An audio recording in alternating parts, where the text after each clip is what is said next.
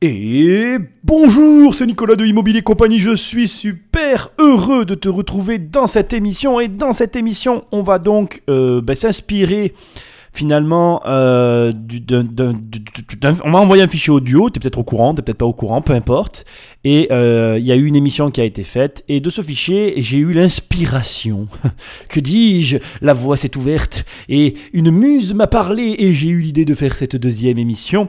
Alors, sans plus attendre, Patrick Magnéto. Quand on est extrêmement riche, où là, on peut choisir d'ubériser quelque part son immobilier, on loue ce qu'on possède aux autres, et soi-même, on peut louer quelque chose, et finalement, on déménage au gré de son mode de vie. Si on est plus théâtre et opéra, on va être plus sur le centre de Paris.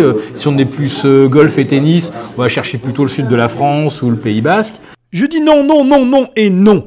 Et c'est le sujet de cette émission, c'est je dis non.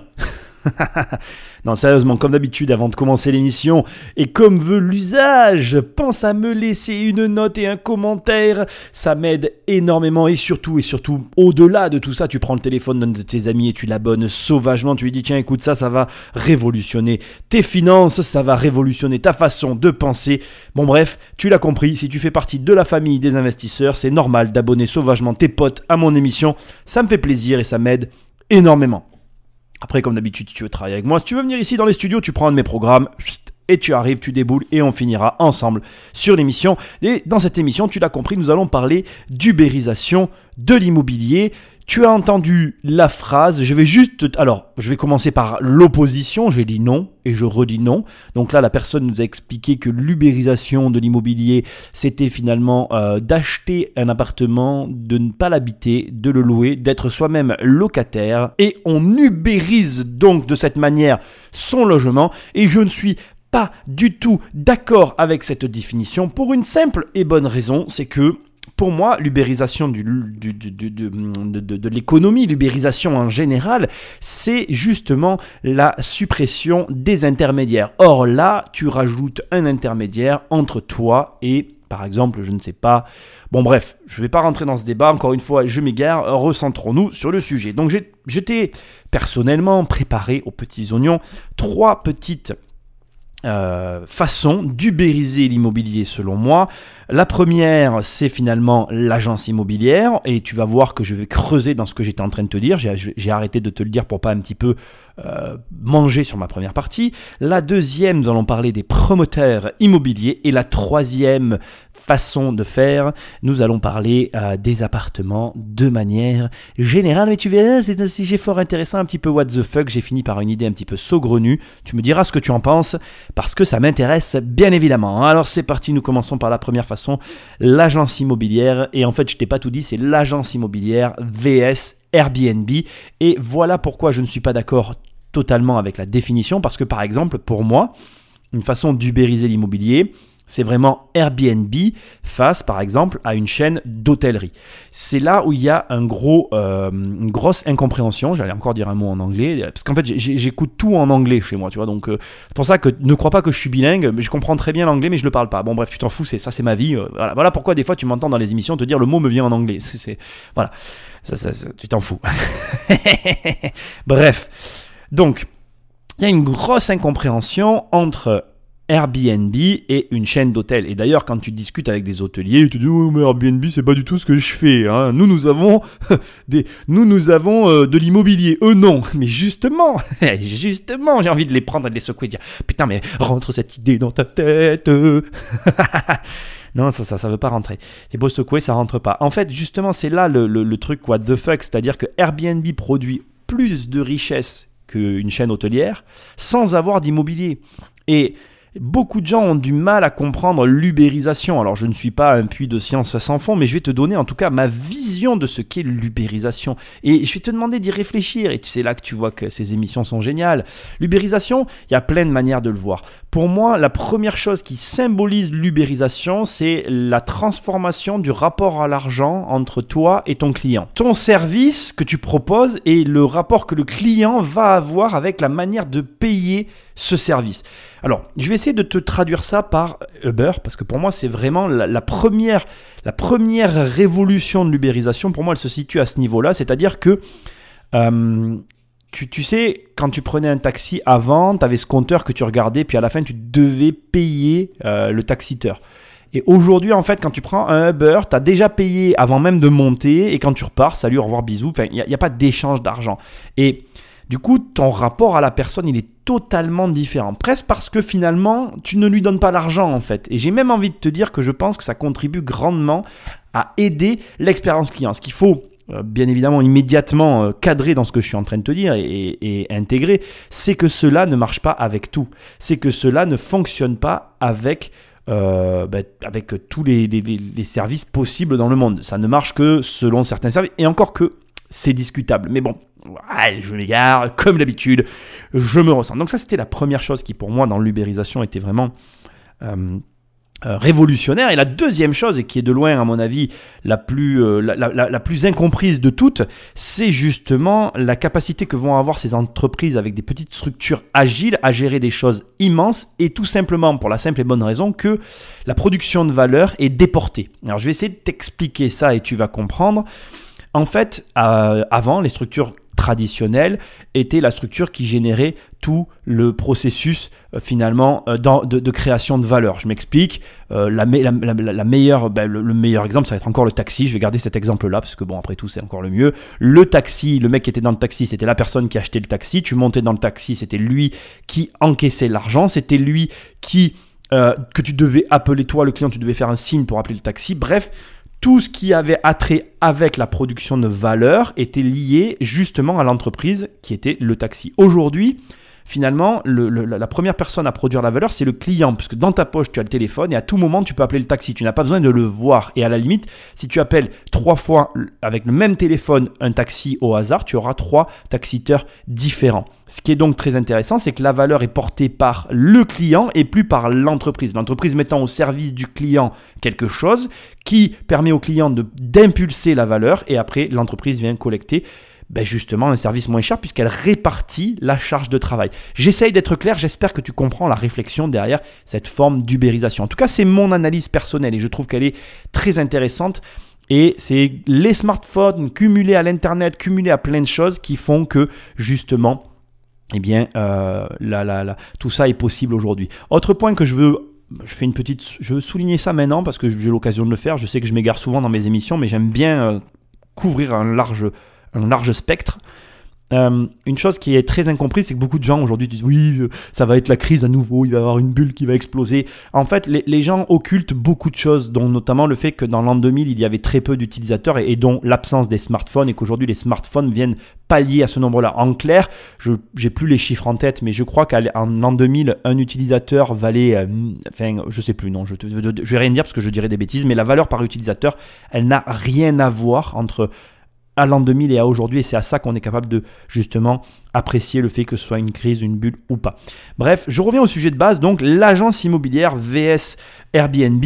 Première façon d'ubériser bien évidemment l'immobilier, c'est de se poser des questions sur l'agence immobilière traditionnelle. Je suis très très bien placé pour te parler de ce sujet puisque je suis moi-même la première personne en 2014-2015, je donne des dates sur ce coup-là, j'ai passé un diplôme pour justement ouvrir une agence et j'ai choisi de ne pas ouvrir d'agence parce que sans être capable à l'époque de mener l'analyse que je suis en train de te mener là, j'ai tout de suite compris que l'intermédiation classique telle qu'elle est proposée par les agences est selon moi une forme d'intermédiation qui va mourir, même si, et je dois le reconnaître, cela fonctionne très bien encore aujourd'hui quand tu travailles très correctement sur ce secteur-là. Mais pour moi, Airbnb est le témoignage vivant de finalement la destruction prochaine du métier tel qu'il est connu aujourd'hui. Seuls ceux qui vont innover et utiliser ces nouvelles technologies arriveront à en tirer quelque chose. De mon avis, encore une fois, c'est très subjectif cette histoire, mais je pense que l'agence immobilière va être l'un des premiers métiers à connaître une ubérisation très forte.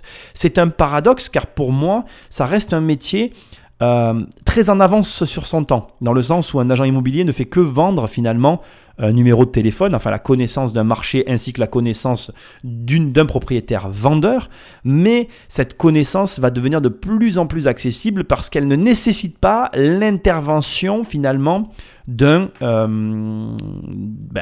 savoir qui vend ne nécessite pas l'intervention d'un être humain. Une machine peut très bien remplir cette fonction. Tout simplement, si demain je te donne un registre qui te recense tous les propriétaires, tu consultes, tu regardes qui vend pas, j'ai envie de te dire, c'est aussi simple que ça. Et peut-être que même d'ailleurs je viens de te donner l'idée qui peut valoir des milliards, parce que c'est vrai que tu pourrais imaginer un Tinder de la vente, je vends pas, je donne un prix, je donne une fourchette de prix, je donne pas de fourchette de prix, point à la ligne, ça pourrait être aussi simple que ça. Je vais même d'ailleurs réfléchir à cette idée-là. Bref, voilà comment je vois les choses et voilà ce que j'imagine pour la première forme d'ubérisation. Est-ce que c'est la première qui va arriver? Je ne le sais pas, parce que justement, on va attaquer le deuxième point maintenant. On va parler des promoteurs. Et pour moi, s'il y a bien encore une fois, un métier dans l'immobilier qui risque de profiter pleinement, bien évidemment, de l'ubérisation, c'est les promoteurs. Les promoteurs, tu le sais peut-être pas, ils font appel à des entreprises des fois indépendantes pour justement rechercher du foncier. Ils emploient des prospecteurs fonciers. Il y a toute une recherche qui est faite autour du foncier pour justement se permettre de construire et d'accéder à la construction et de pouvoir exercer son métier. Et ce qui est hyper intéressant, c'est que là encore, on est sur des métiers qui sont remplaçables, qui sont complètement supprimables en fait, qui peuvent être ubérisés parce que ce sont des métiers finalement d'information qui peuvent être renseignés par les utilisateurs, par ceux qui sont intéressés, d'autant, et c'est là où ça devient encore plus, j'ai envie de te dire, pertinent, que le promoteur n'achète pas au prix marché. Il y a souvent un achat qui est formulé à un prix en fonction de la surface constructible, donc un prix supérieur au prix du marché.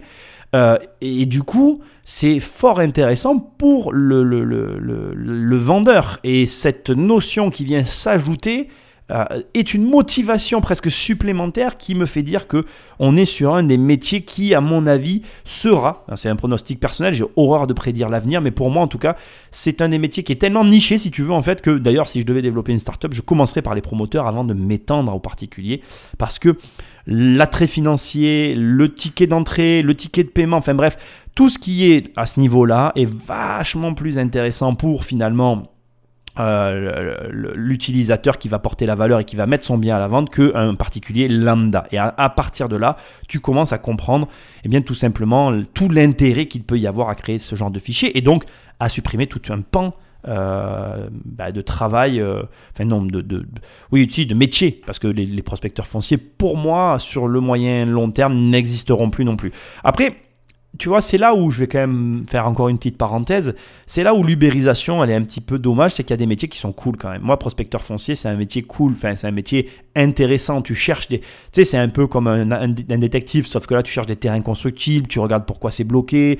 Enfin, quand tu aimes ça, moi, j'aime bien la prospection terrain, ça reste quelque chose d'intéressant. Mais... dans la mesure où on va un petit peu rejoindre même le premier point, tu finirais avec un fichier central à l'arrivée.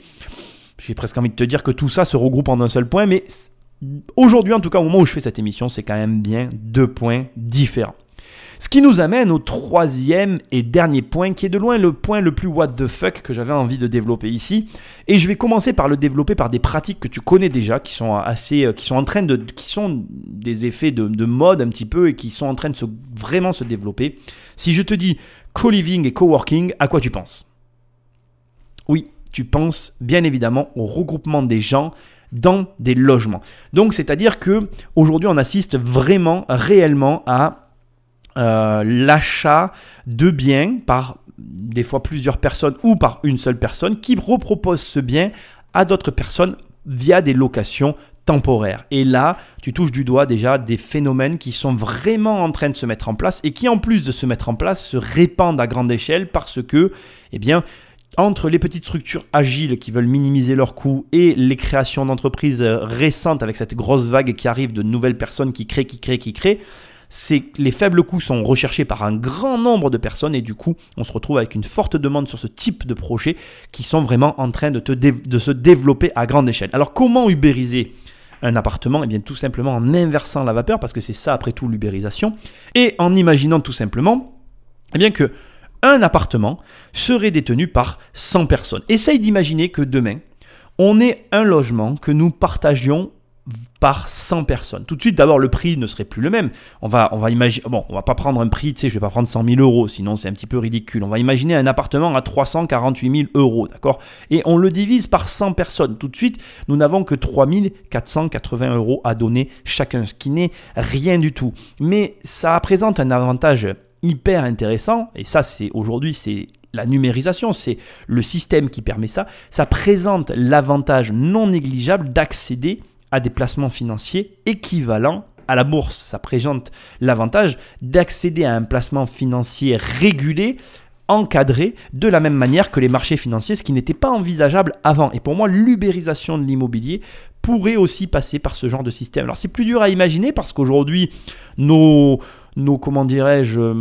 cultures sont axées par je possède, j'ai quelque chose, mais toi qui m'écoutes, imagine que tu peux imaginer que tu n'aies pas l'argent pour investir, tu n'as pas l'argent pour faire un prêt ou tu estimes tout simplement que tu n'as pas envie de t'occuper de tout ça, tu as juste envie d'avoir un retour sur investissement via une somme placée et que tu voudrais faire de l'immobilier. Alors tu vas me dire oui mais Nicolas, il y a les SCPI qui existent déjà. Oui, je l'entends, sauf que tu pourrais proposer le montage de projets via des personnes comme moi, en coparticipation avec une ouverture au capital sur une partie du projet pour permettre à des investisseurs indépendants et à la personne qui portera le projet d'arriver à terme et surtout que tout le monde gagne de l'argent de manière équitable à hauteur des sommes engagées. Et là, on ubérise complètement la banque déjà, on va être honnête, hein, c'est la banque qui se fait ubériser totalement, mais en plus que la banque se fasse complètement ubériser, on se retrouve dans un système plus rapide où finalement, si les sommes sont moindres, 3000 et quelques euros, tout le monde peut les donner peut-être plus vite et les opérations peuvent sortir plus vite, donc l'argent revient, en tout cas le retour sur investissement revient beaucoup plus vite et l'ubérisation se met en place puisque il va se débloquer de nouvelles choses avec ces systèmes-là qui vont permettre soit des fonctionnalités que je ne suis pas capable encore d'imaginer, soit effectivement des opportunités que je ne peux pas voir parce que, encore une fois, il faut les mettre en place. Donc voilà, je voulais développer cette émission autour de l'ubérisation parce que je trouve ça intéressant, je trouve que je n'ai pas la capacité à prédire l'avenir, encore une fois, c'est même pas des spéculations, ce que je te dis, j'imagine des choses, je m'amuse avec toi pour voir un petit peu qu'est-ce qu'il est possible et qu'est-ce qu'il n'est pas possible de faire.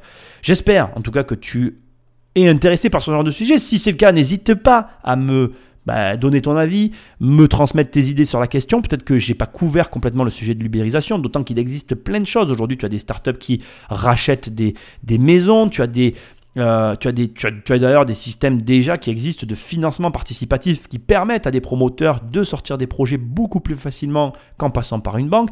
Bref, les possibilités sont immenses et j'ai envie de te dire, c'est ça qui est génial aujourd'hui, c'est presque à nous d'écrire ou en tout cas de construire l'avenir que l'on veut construire. Donc à un moment donné, à toi de passer de l'autre côté, à toi de prendre les devants, pourquoi pas créer ta startup, pourquoi pas lancer ton idée. En tout cas, ce qu'il y a de sûr, fais quelque chose. Nous sommes à l'époque où tout est possible, nous sommes des pionniers de ce système et je pense qu'il serait très dommage de ne pas en profiter. Si tu as aimé cette émission, pense à me laisser une note comme d'habitude. Et comme d'habitude, prends le téléphone d'un de tes amis et abonne-le sauvagement à cette émission. Tu verras, ça fait un bien fou et qu'est-ce qu'on rigole tous ensemble. Si tu veux venir ici, tu le sais, hein, tu prends un programme et tu déboules. Et sinon, écoute, moi je te retrouve très bientôt dans une prochaine émission. Et puis, moi je ne suis pas contre l'ubérisation, je vais finir par ça. Je trouve que ça peut être une très bonne chose. De toute façon, ça m'évoque un petit peu ce qui se passe avec toutes les disparitions de métiers et l'apparition de nouveaux métiers. Arrête de regarder ce que tu perds, regarde ce que tu gagnes et tu verras qu'au final, on y gagne tous. Salut!